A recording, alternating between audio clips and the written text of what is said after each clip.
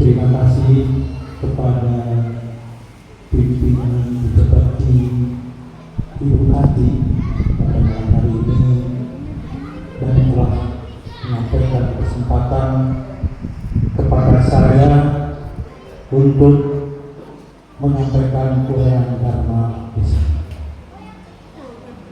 Sebelum saya menyampaikan uraian Dharma di sana, saya mohon kepada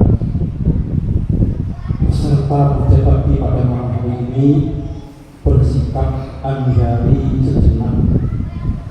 Saya akan membacakan kutipan ayat-ayat suci Dhammapada Buddha Waga bab 14:182. Kico manusia pati labu, kicang macana jita, kicang sadama sawana, kico budana upadu, dan artinya adalah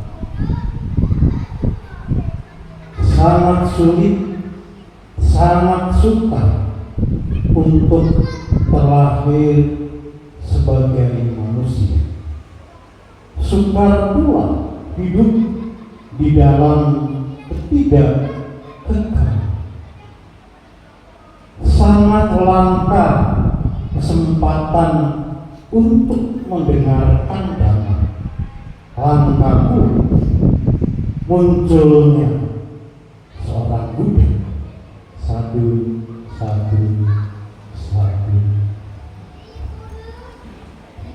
Kepada para romo, upasaka, panitia, kepada sesepuh, tokoh wihara Cemara Jaya, bapak-bapak, ibu-ibu, saudara-saudari sedharma yang berbahagia, selamat malam.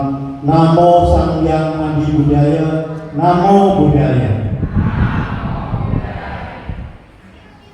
Kesempatan yang berbahagia ini kita bersama-sama melakukan ucap bakti bahwa pada hari ini Selasa tanggal 24 Desember tahun 2024 kita bersama-sama di depan altar suci Sang Buddha Wihara Cemara Jaya. Ini satu karma baik. Kenapa Bapak Ibu sekalian? Saya hadir, saya datang untuk kebaktian di wihara ini, wihara yang kita cintai ini, sudah 2 kali. Sudah 2 kali itu tidak ada kebaktian. Kenapa tidak ada kebaktian? Yang pertama adalah mulai dari Cikampek, saya dari Cikampek, tinggalnya di Cikampek, Kerawang terus menuju sampai ke Cemara ini tidak kunjung reda hujan. Begitu nyampe di depan wihara ini tidak ada yang hadir kepada karena hujan dan banjir. Dan yang kedua, kebetulan ada hajat bumi. Saya sama Romo Hasan, mobilnya itu sampai kejebak pasir, ban pak itu mendelep di dalam pasir. Tetapi yang saya terharu, keluarga kita di Cemara ini luar biasa. Setiap lewat melihat mobil itu, ada apa? Kenapa? Menolong maksudnya. Jiwa sosialnya, kegotong royongannya ini masih luar biasa. Nah ini pada malam hari ini saya merasa bahagia sekali. Dari rumah ini saya sudah berdoa, semoga kebaktian di Wihara Mangala Cemara ini ramai. Ternyata penuh. Kasih sport tepuk tangan dulu dong. Oh, luar biasa. Dan pada malam hari ini saya spesial akan membawakan materi yang luar biasa. Terakhir saya ceramah di Balita ini, saya menyampaikan materi asal usul upacara bulan Bana. Ini berkaitan sekali. Pada malam hari ini saya akan mengajak kepada Bapak Ibu Saudara, kita semua umat Buddha itu wajib, tidak ada yang tidak wajib, tidak ada yang lewat, wajib memahami 31 alam kehidupan. Wajib memahami 31 alam kehidupan. Di agama Buddha itu ada 31 alam kehidupan. Bukan surga, neraka, alam setan, tetapi 31 alam kehidupan. Guru agung kita Sang Buddha itu mengajarkan kepada kita bahwa alam-alam itu jumlahnya 31 alam kehidupan. Mengapa Bapak Ibu Saudara wajib memahami 31 alam kehidupan itu? Supaya hidup kita sebagai umat Buddha ini jelas, tahu tujuannya. Jangan sampai kita ini yang sudah beragama Buddha, yang sudah belajar dharma ini,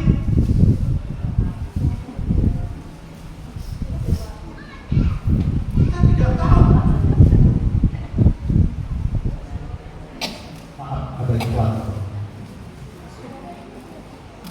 Yang sudah belajar dharma ini, kita tidak tahu, kita salah. Kenapa? Kalau kita tidak tahu bahwa di dalam kehidupan kita ini, di dalam kamu itu ada 31 alam kehidupan itu, kita sudah tahu, kita punya tujuan yang jelas, tujuan yang pasti. Setelah meninggal, kita terlahir ke alam yang mana?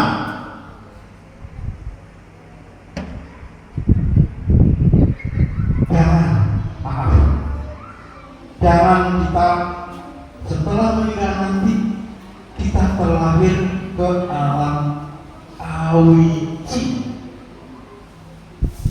neraka awici, alam sangat rendah, seperti Dewa Data yang ingin membunuh Sang Buddha, melukai Sang Buddha. Dewa Data ini pada akhirnya terlahir ke alam awici. Nah, perbuatan yang dilakukan seseorang membunuh ayah, membunuh ibu, melukai seorang budak, melukai seorang alahat atau membunuh seorang budak, memecah belah anggota sangga, maka orang ini akan terlahir ke alam neraka alusi. Tetapi Bapak Ibu saudara-saudara, tentu saja 31 alam kehidupan yang saya sampaikan pada malam hari ini tidak mungkin cukup selesai dalam satu pertemuan. Mudah-mudahan dalam kesempatan lain saya, kalau ada jadwal ceramah di Wihara Temara ini, Manggala ini, saya bisa sambung lagi. 31 alam kehidupan itu apa saja Bapak Ibu Saudara? 31 alam kehidupan itu ada 4 alam rendah. Ada 4 alam rendah. Ini ada yang nyatet ini, ada yang nulis ini Pak. Ada yang nyatet ini, tapi sama orang mati tidak bertangan. Ada 4 alam rendah. 4 alam rendah ini adalah apaya bumi.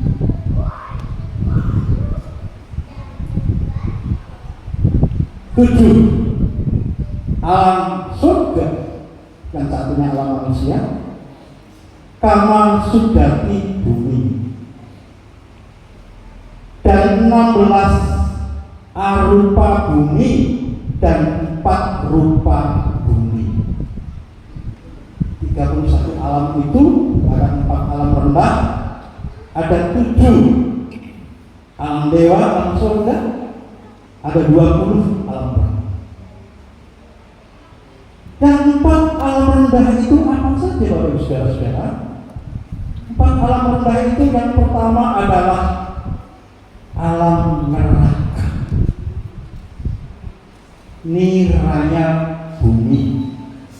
Alam neraka itu niraya bumi. Yang kedua adalah alam binatang, tiracana bumi.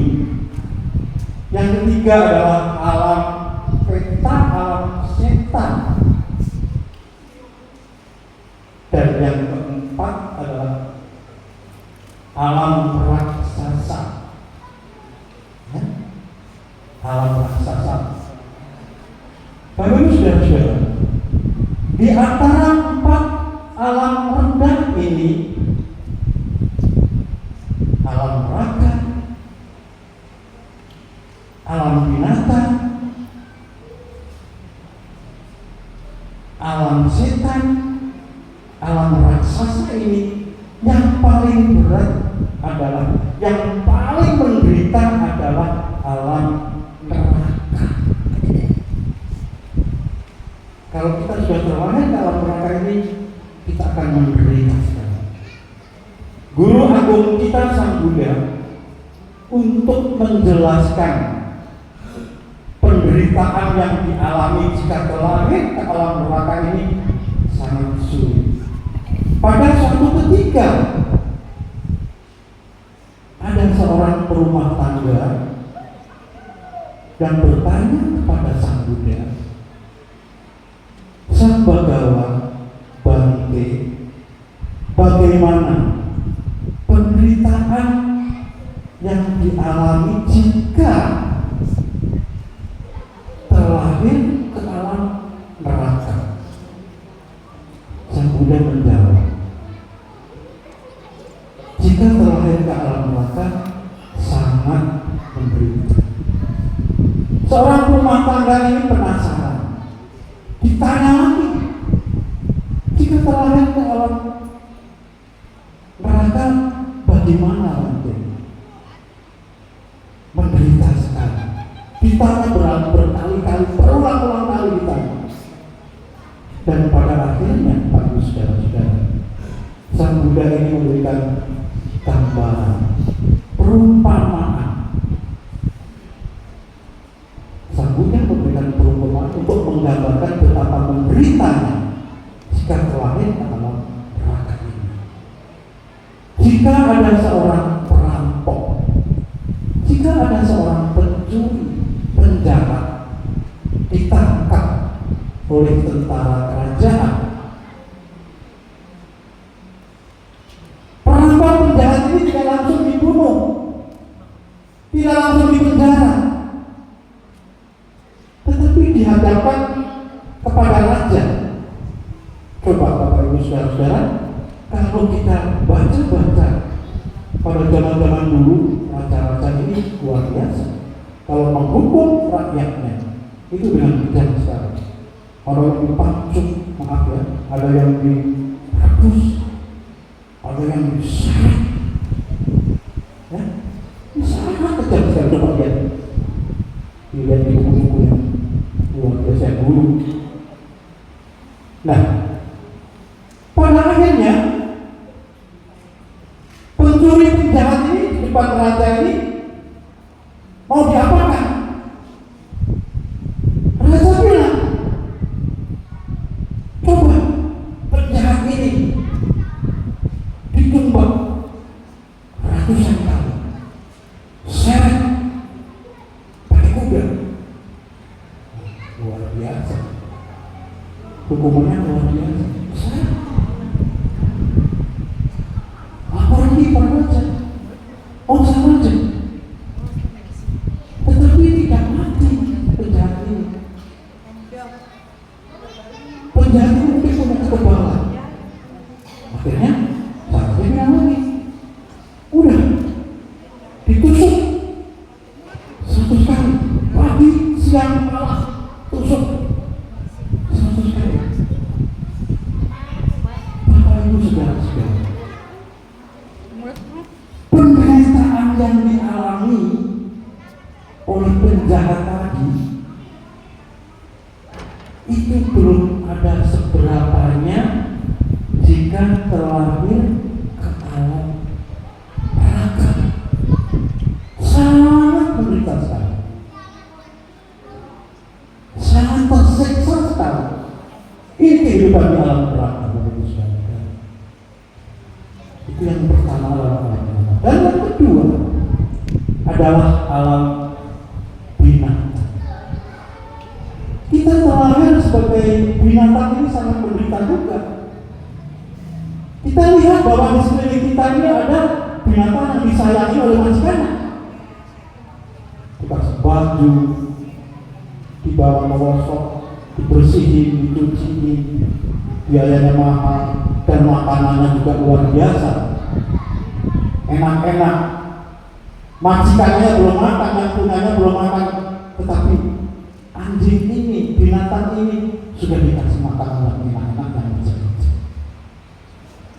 Tapi Bapak Ibu Saudara-saudara, meskipun kelihatan di mata lahir kita enak, sesungguhnya menderita.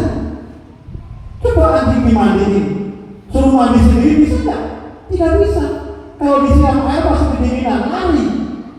Ya kan? Menderita sekali.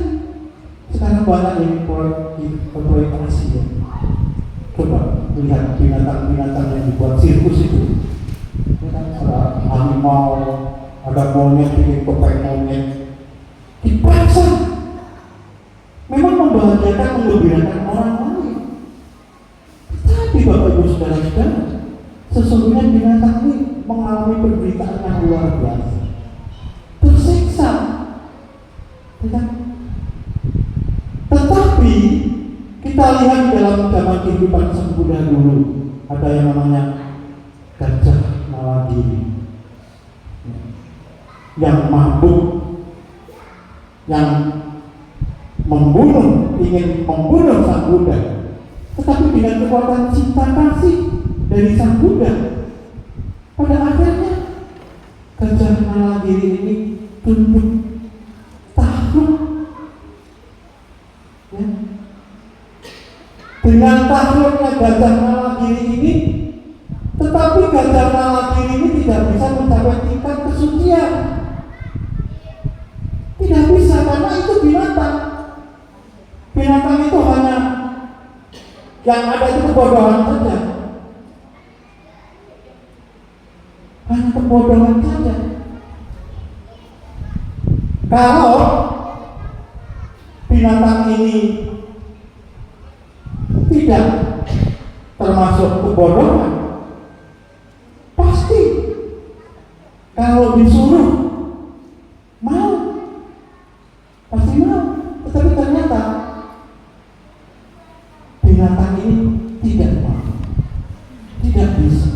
Ini karena kebodohan.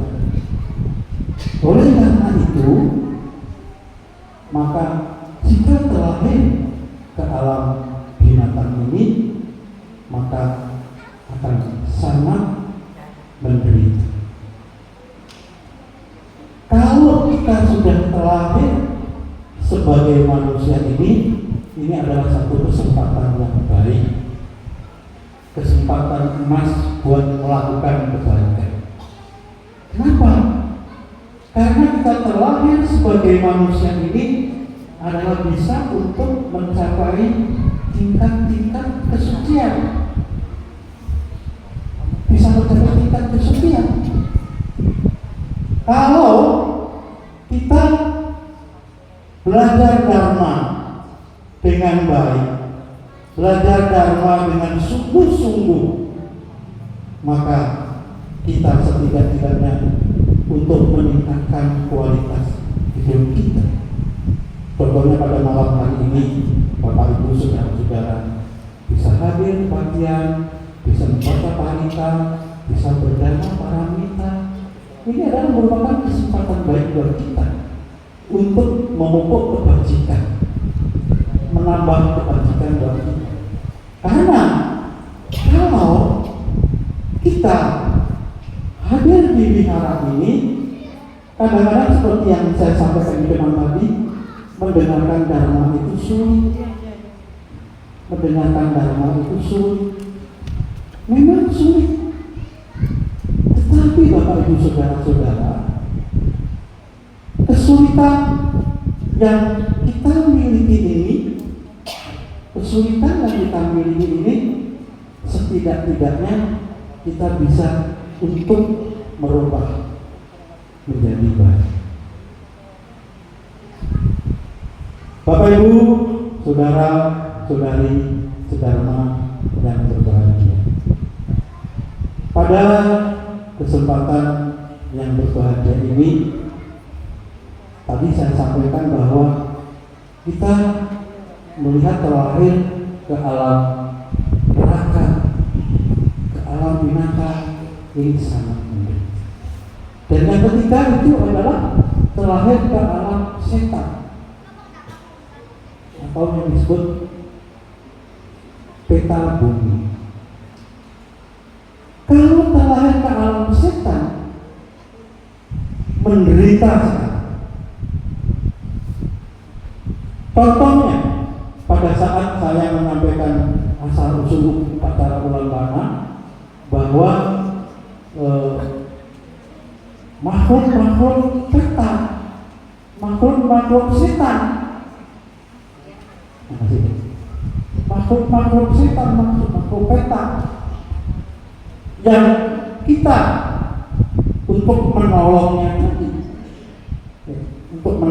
tadi, sehingga makhluk-makhluk peta tadi itu bisa tertolong, bisa terlahir ke alam berbahagia.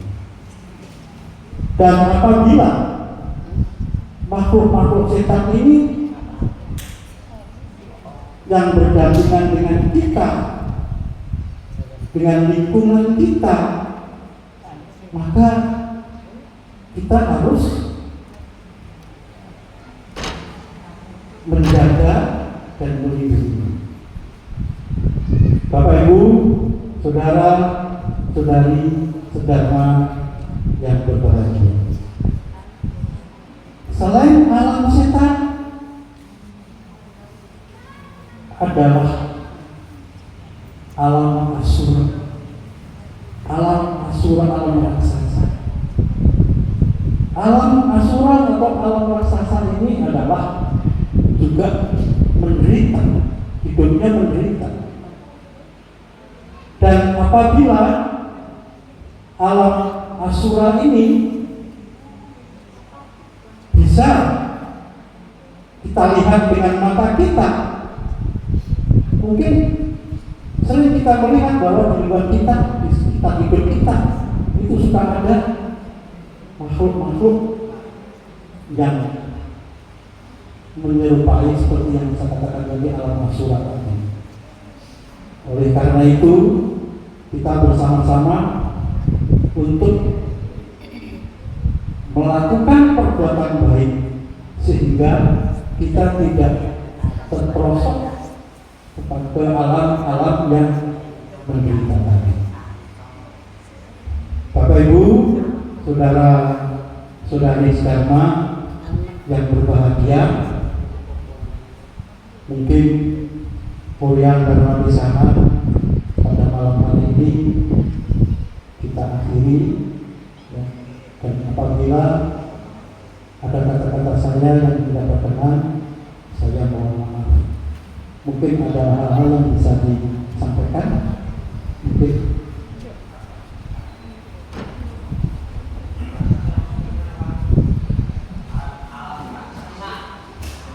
Ya.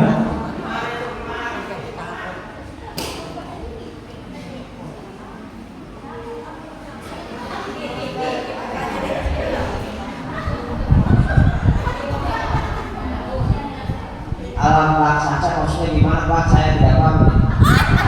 Maksudnya tahu boy atau gimana? Ya, terima kasih pertanyaan tentang alam raksasa. Alam raksasa ini sesungguhnya adalah makhluk, ya, yang wujudnya itu seperti kalau orang Jawa bilang genderuwo. Ini termasuk alam raksasa. Makhluk yang besar, yang hidupnya di gunung-gunung, di hutan-hutan, di bukit-bukit. Ini alam raksasa. Kenapa bisa terlahir ke alam raksasa ini? Ya, karena perbuatannya, karena burungnya juga, sehingga bisa terlahir ke alam raksasa.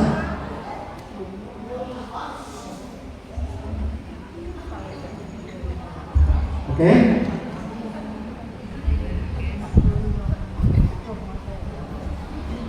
Oke, Pak.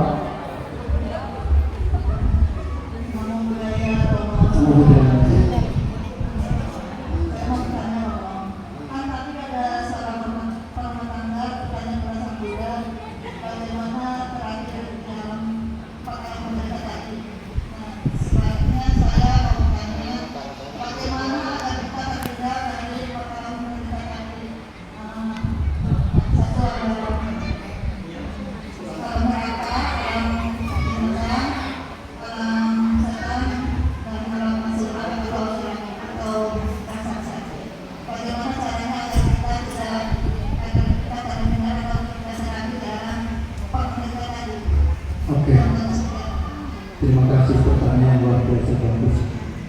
Supaya terhindar tidak terlahir kalau menderita tadi, kita mesti harus melakukan kebaikan, harus memupuk kebajikan, mengembangkan parani yang ada di dalam diri kita ini. Salah satunya adalah kita kebaktian ini kan berteparika. Berteparika bukan menghafal, bukan membaca dengan energi. Kadang-kadang kalau kita saat berteparika kan diam gitu. Tapi kita baca dengan energi. Berdalam. Melakukan perbuatan. Tapi intinya itu ada niat. Ada niat yang baik. Tidak semata-mata kita berbuat dana kebaktian ini ada semacam embel-embel itu. Review kita berbuat baik gitu. Bukan untuk siapa-siapa. Pertama untuk diri kita gitu. Tapi juga untuk makhluk lain, para leluhur, boleh makhluk yang ada di lingkungan sekitar kita, boleh. Terus kita lakukan kadang-kadang dosa-dosa. Itu satu hal yang sangat kecil, tapi banyak. Tetapi kadang-kadang kita ngucap dengan salah, kita berpikir curiga sama orang lain, ya, sensitif, mencurigai orang lain terus, iri hati sama orang lain terus, benci sama orang lain terus. Bagaimana mungkin kita bisa memulihkan diri? Karena kita selalu curiga dan curiga. Untuk menghindari hal-hal yang sekecil itu pun perlu 1 hari, 2 hari, dan terus kita lakukan, sehingga kebajikan kita meningkat. Kita juga meningkatkan kualitas hidup kita. Yang tadinya tidak baik menjadi baik, yang tadinya tidak benar jadi benar, yang tadinya tidak mengerti sama sekali jadi mengerti. Ya kan? Sebagai malam hari ini contohnya, maaf aja, belum tentu semuanya bisa baca balita, ya? Dan belum tentu juga balita yang dibaca itu artinya apa tidak tahu. Tetapi ini salah satu kemajuan, salah satu hal yang sangat positif dan baik. Ini ibarat diri kita ini mutiara, berlian yang mahal harganya. Berlian yang mahal harganya ini bisa menyinari lingkungan kita, punya magnet gitu loh. Rumah saya jauh-jauh dari kalau bisa hadir tempatnya di Semarang, masa saya orang Semarang hadir tempatnya. Rumah saya jauh dari Cikampek itu jauh loh. Dari sana itu dulu saya kalau naik motor dan naik Bugatti udah puluhan tahun yang lalu itu, jam 2 tet saya start dari Cikampek naik motor dulu. Wihara mungkin masih somai. Sampai sini jam 6, 2, 3, 4, 5 jam. Motornya ngebut masih muda waktu itu. Muda masih sebalapan. Tapi sampai sini jam 6. Jam 6 istirahat sebentar, cuci-cucian, cari gas pandita, ceramah, jam 7 jam 7 selesai jam 4 9 ya. Jauh-jauh dari Cikampek. Maaf sedangkan orang Semarang. Kenapa? Itu belum muncul. Belum muncul. Karena saat diri manusia itu, diri kita ini memiliki benih kebajikan. Kebajikan dipupuk, ibarat tangan dipupuk, disiram, diamat-amati. Kalau ada jamurnya dibersihin, disemprot, akhirnya tumbuh bunga dan buah hasilnya. Persis seperti diri kita, perbuatan kita juga gitu. Gak boleh ujung-ujung langsung bisa. Kamu gak masak langsung hidup bisa. Prosesnya panjang, lama. Oleh karena itu, kebajikan yang kita lakukan oleh pikiran yang baik, ucapan yang benar, perilaku yang benar juga, terus kita kembangkan. Yang namanya kekurangan itu, luar kebodohan itu sudah lumrah wajar. Tetapi perilaku kekurangan keliruan kebodohan itu diulang dan diulang. Tapi yang mungkin lama-lama saya keliru nih, salah, tidak perlu diulang lagi, tidak mungkin. Karena mendapat dampak yang luar biasa kepada istrinya, suaminya, anak-anaknya, tetangganya, keluarga, saudaranya. Jadi rumit. Oleh karena itu, agar supaya kita tidak terjerumus terlahir ke alam menderita itu, kuncinya kita harus setiap saat, kapan saja, di mana saja, kita harus berbuat baik. Itu Orang membenci kita, orang mengejek kita, ngejek kita. Gimana? Orang mengejek kita ini dia memang karma buruk. Soalnya karma yang kita terima itu, sadari, ini karma saya dulu. Kalau ngejek orang, sekarang udah ada, ngejek. Itu caranya. Tidak bisa. Karena apa? Itu manusia pasti lobo, kita macam diri kita. Kita nggak ada masalah, itu jangan lupa. Lahir sebagai manusia sulit. Sangat sulit. Ini kitab suci loh, bukan sembarang. Ini kitab suci dari dalam ada. Lahir sebagai manusia sangat sulit. Kesulitan kita sebagai manusia itu kalau boleh dibayangkan digambarkan itu seperti orang-orang yang matanya buta, hidupnya berratusan ribuan tahun gitu, yang di lautan maha luas. Ini matanya buta, 100 tahun sekali muncul ke permukaan. Pada kesempatan lain ada seseorang yang melemparkan gelang rotan. Gimana pun nggak tahu, makanya bisa melempar gelang rotan atau suka muter-muter dilempar ke sungai atau pengaruh. Ternyata orang-orang yang matanya buta ini bernafas, tersangkut tangannya, gitu loh. Persis seperti itu. Bagaimana kita di dunia ini menjadi manusia itu seperti itu. Apa sulitnya? Jadi kita harus menghargai diri kita. Orang lain wajib, penting, perlu. Diri kita harus dihargai. Karena apa? Karena kita yang mahal. Bukan murah, kita yang mahal, berharga. Terlahir sebagai manusia. Dan kita punya prospek bisa menjadi tingkat luar biasa. Tidak terjatuh di dalam suatu kehidupan. Mencapai tingkat arahan. Arahan itu apa ya? Arahan itu tingkat kesucian yang tertinggi. Sudah bisa memutus rantai. Lahir mati begitu. Mencapai tingkat kesucian. Coba kalau kita baca sejarah sempurna. Para itu murid-murid sempurna itu luar biasa. Banyak yang mencapai tingkat kesucian Allah. Bisa dulu Romo. Sekarang memang nggak bisa. Apa yang bisa jadi tingkat mencapai tingkat Allah itu hanya para yang bisa tidak? No. Kita sebagai umat alam sekalipun kita bisa mencapai kesucian Allah. Tidak ada yang tidak mungkin, tapi bisa mungkin. Mungkin bisa saja yang ada di ruangan ini nanti kita bisa. Tenang dulu lah.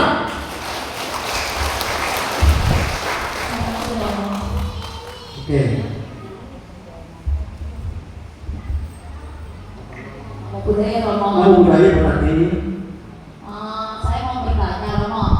Misalkan yang sudah terlahir ke alam yang neraka, apakah bisa terlahir lagi ke alam yang lebih baik atau bagaimana Romo? Gimana sih? Pertanyaan luar biasa. Jika sudah terlahir ke alam neraka bisa lagi terlahir lebih baik lagi? Bisa. Bukan tidak bisa. Kecuali bupati terlahir ke alam neraka suci.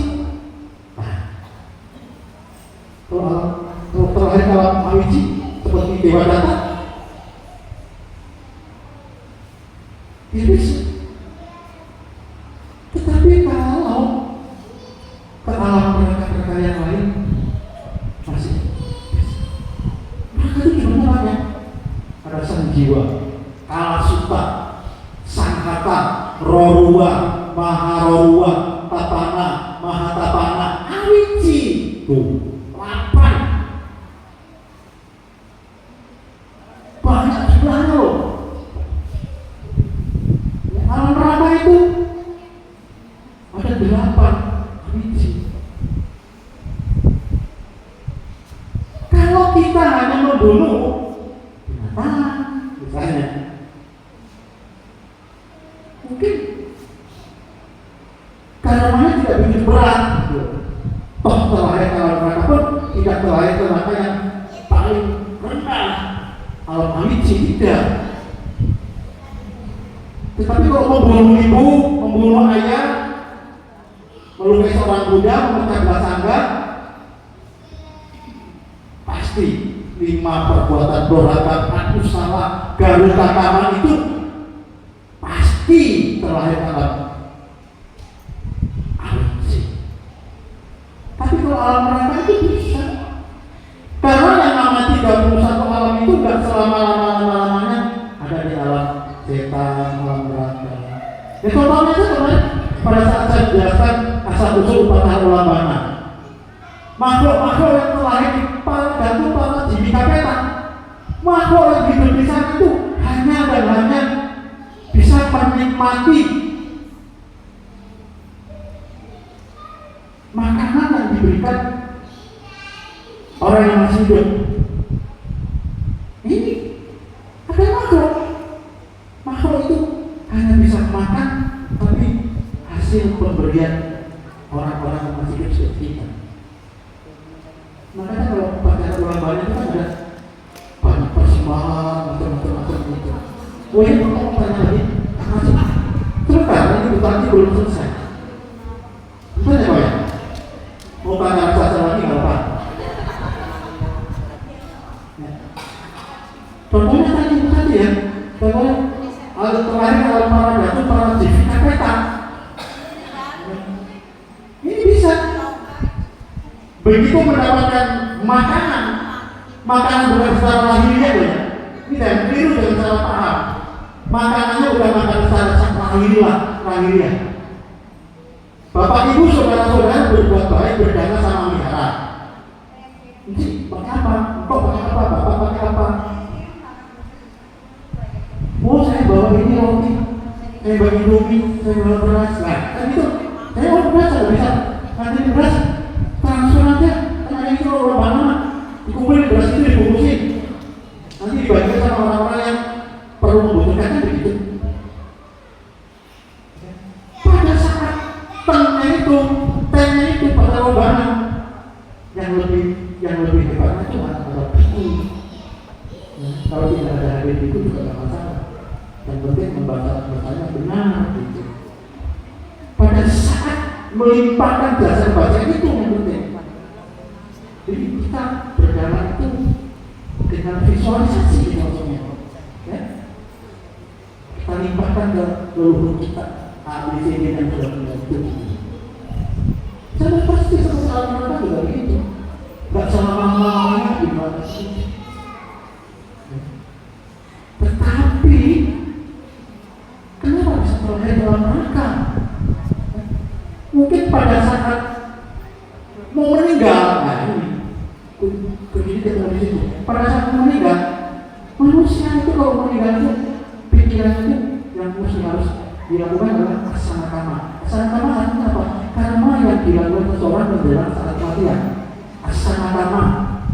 Makanya kalau orang mau meninggal itu dibaca doa, dihibur. Ini memang tolong kebajikan dosa untuk mak yang pernah kau lakukan. Ingat ya, jangan ingat utang, jangan ingat menyalahi orang kanan, tapi yang ini cuma baik-baik aja. Tujuannya bukan apa? Supaya nanti bikin pet itu batinnya bahagia, senang gitu. Dengan bahagia itu sobat alam yang lebih baik itu loh. Tapi kalau pas memang punya si pernah nih dari ibu tadi tanya, punya si pernah mana? Layak untuk melihat kalau bahagia karena pas saat detik mau ajar itu. Asana kama yang dilakukan mau ajar menjelang ajar itu buruk gitu loh. Ini utangnya gitu loh. Ya kan? Jadi langsung kok bus. Tapi karena di dalam itu tak selama-lamanya. Itu kan ada tingkat waktunya gitu loh. Ya kan? Ada tingkat waktunya gitu. Kalau udah saatnya habis, munculnya kita alam bahagia, pun bisa lain sebagai manusia.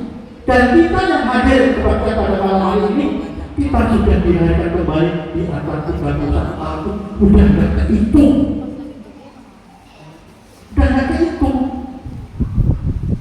Yang kan bisa kita bisa lihat, oh saya belum kenalnya sebagai apa, bisa aja. Harus berkomunikasi sama Abi. Silakan yang lain. Nah itulah Ibu Tati. Jadi selama ke alam neraka itu tidak selama-lamanya di neraka, tapi bisa kembali ke alam yang berbeda. Dan dia mengasih nama timbunan kebajikan. Tapi kalau selama hidupnya berbuat jahat, tidak pernah berbuat baik, ya pasti ke alam neraka. Ya sekarang Bapak mau tanya apa?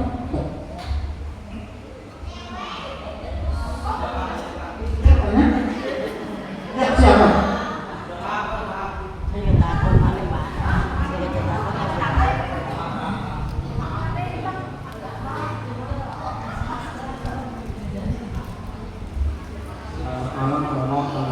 Nama budaya sama teman. Saya mau tanya Romo, misalnya gini, seseorang telah membunuh ayah atau ibunya, kemudian setelah itu dia menjalani hukuman sesuai negara lah gitu. Kemudian setelah menjalani hukuman, orang tersebut mengenal dharma dan belajar dharma, belajar dengan sungguh-sungguh dan bahkan mempraktekkan lebih lagi itu. Nah, yang saya tanyakan, setelah meninggal, apakah orang tersebut akan tetap berada di alam neraka al-suci atau gimana? Terima kasih. Pertanyaan yang luar biasa bagus. Ini sudah dikatakan di depan tadi. Ada 5 perbuatan jahat berat. Bukan berat. Kalau namanya berat ini, ya berat. Ini berat, nggak enteng lagi kalau tuannya sudah. Soalnya pertanyaan luar biasa. Apa kita bisa membunuh ibu, membunuh ayah, dan insan secara pemerintahan, secara hukum udah tidak masalah. Hukum alam semesta sama hukum yang dibuat manusia itu beda.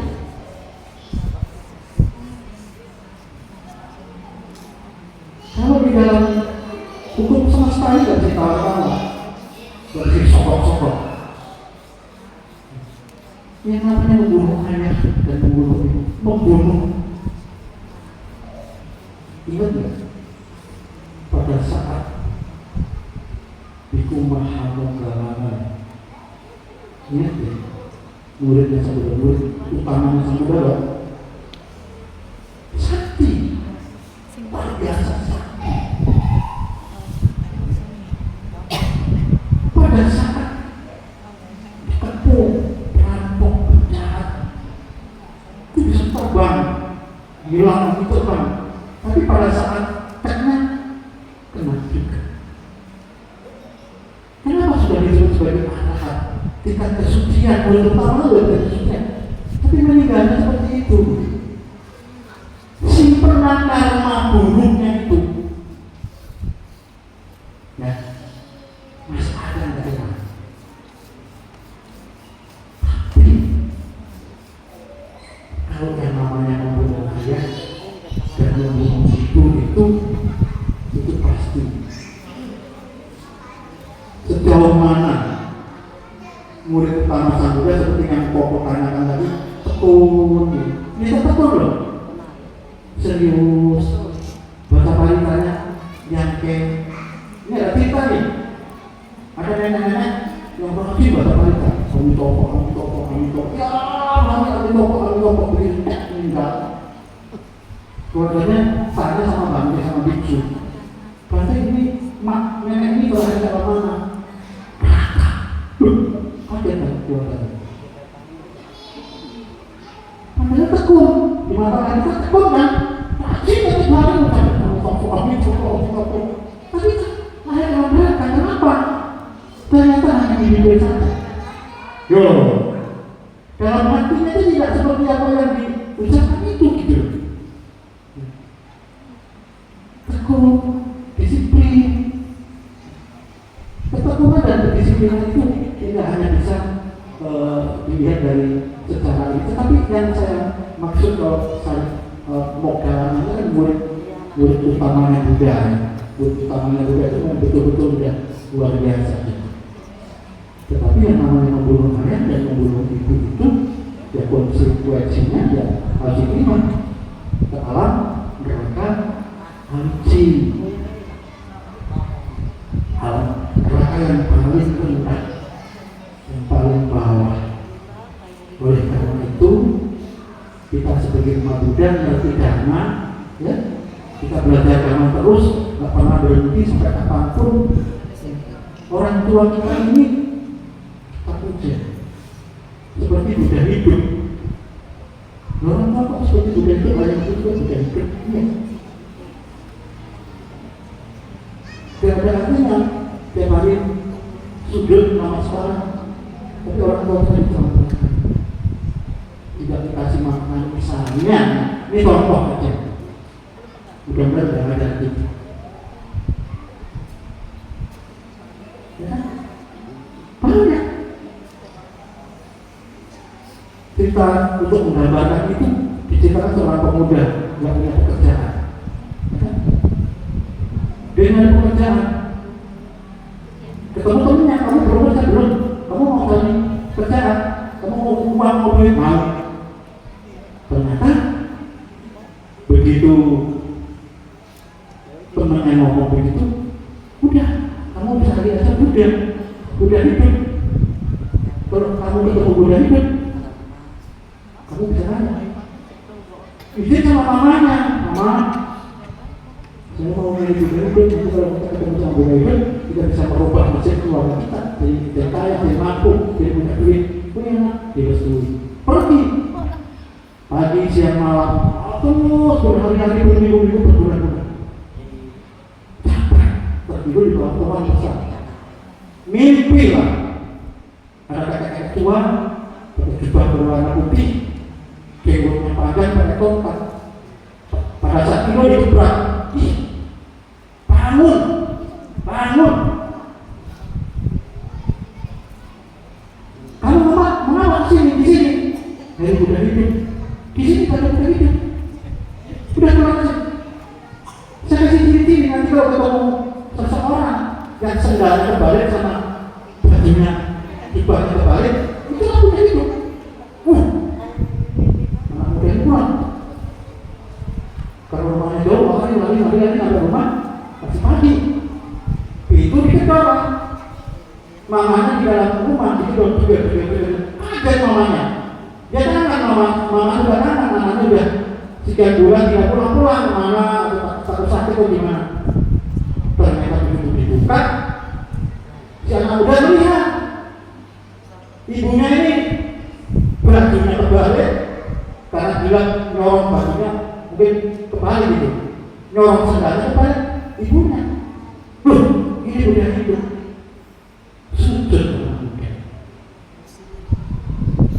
Ini yang menggambarkan saja orang muda hidup seperti ibu kita itu, orang tua kita itu malah dan begini, yang membesarkan kita, merawat kita dari kecil seperti orang hebat. Makanya di Buddhis di Buddha, orang tua kita ini luar biasa. Kita wajib untuk merawat sampai bagaimana juga orang tua kita. Nanti berkahnya luar biasa. Pertama, orang yang berbakti pada orang tua, ayah dan ibu dengan baik itu nanti berkahnya bisa dirasakan sendiri. Gimana Koko? Mungkin masih ada 1, 2, 3 lagi, nggak apa-apa. Bincang-bincang. Kepala pusing gitu saat ini. Biar sebenarnya ada pertanyaan lagi.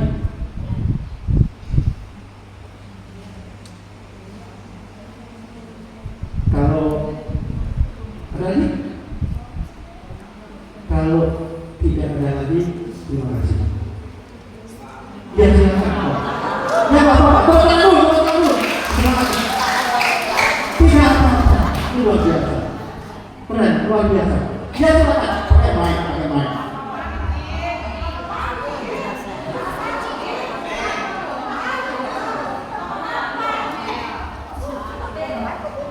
Selamat malam, Pak. Ya, selamat malam. Bagaimana cara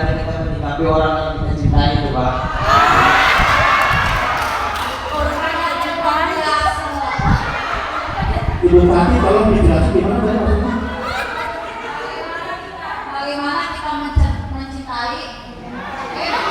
Orang yang kita cintai kan? Oh, sama orang yang kita cintai kasihnya atau orang tua atau siapa menurut? Kasih. Ya. Gimana berarti? Bagaimana caranya kita menyikapi orang yang kita cintai gitu Pak? Bagaimana cara menyikapinya? Ini luar biasa ya Mas ya, pertanyaannya ya. Cara menyikapi, Romo bingung nggak pernah mencintai sih. Luar biasa nih. Oke, bagus pertanyaan bagus banget. Untuk menyikapi orang yang kita cintai. Nah ini paham Buddhisnya harus peka loh. Paham Buddhisnya harus peka loh, kita punya nilai lebih loh. Dalam diri kita tanamkan benih-benih Buddha, cinta kasih yang luar biasa dalam diri kita. Kalau tokoh yang ganteng ini tadi menyikapi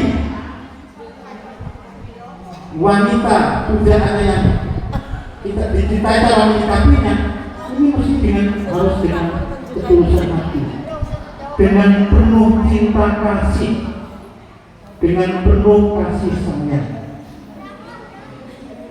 Senyum, ya. Ke siapa aja senyum, tapi jangan senyum sendiri.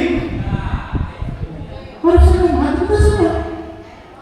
Contohnya begini, kita ketemu nih, sama-sama seagama Buddha, sama-sama seagama, ketemu, senyum. Nama budaya Bu, nama budaya Ci, nama budaya kok, nama budaya apa? Enggak. Kenapa? Karena Buddha itu kita mengucapkan nama Buddha di hati kita ini. Karena Buddha itu di hati kita, bukan di mana-mana. Buddha itu di hati kita. Kalau merasa bahwa Buddha itu ada di dalam diri kita, pasti kita tidak bersalah. Yang kita lakukan, yang kita perbuat baik-baik. Tapi kalau yang disimpan itu adalah marah, bencian, bodohan, iri hati, selatan, adanya marah-marah lalu. Gerak terus. Kalau kita tanam di dalam diri kita ini hal-hal yang negatif itu, kita marah aja bawaannya. Orang ngomong baik-baik, cara menanggapinya, nyikapinya dengan marah juga. Tapi kalau kita ini happy, baik, senyum, bahagia, coba kalau selama ini ucapan kita, tingkah laku perbuatan kita ini seruduk, ucapan ceplat cemplung, terhubung. Tapi diri kita ucapannya baik, cepat, kepada orang tuanya, pada siapapun, orang akan simpati. Kita nggak usah pakai susuk, ya, nggak usah pakai pengasihan. Umat Buddha itu nggak usah pakai pengasihan, pakai susuk. Modalnya cinta kasih sayang. Ke siapa aja. Jangan hanya cinta kasih sayang kepada agama Buddha saja, tidak, jangan. Ke siapa saja. Ini yang harus kita kembangkan. Jadi bukan pokok, hanya pokok aja loh, ya semuanya. Bagaimana cara menyikapinya? Kalau yang saya menyikapi yang cowok ya begitu, yang cowok kalau yang cewek harus begitu. Harus baik, sopan. Wah, para bapak ibu saudara-saudara, kalau tahu aku pernah, saya ngajar di Pakan itu 10 tahun. Saya orangnya jelek loh, goreng ya. Tapi jelek goreng begini banyak. Ciwi-ciwi, masih muda lah kok. Ini baru nih ya, masih muda dulu nih. Itu dulu. Banyak yang suka langsung karena perilakunya baik. Jadi kita tampilkan yang baik, bukan hanya sekedar luarnya doang, tapi dalamnya juga harus baik. Baik segalanya aman, selamat. Gampang kok kalau kita itu kecil, indikasi itu kecil. Jangan gini ditolak, dukun bertindak, jangan. Nah itu kadang-kadang begitu ya. Jelas Bapak ya, karena harus berbuat baik. Kalau kita belum baik, menjadi baik yang lebih baik lagi.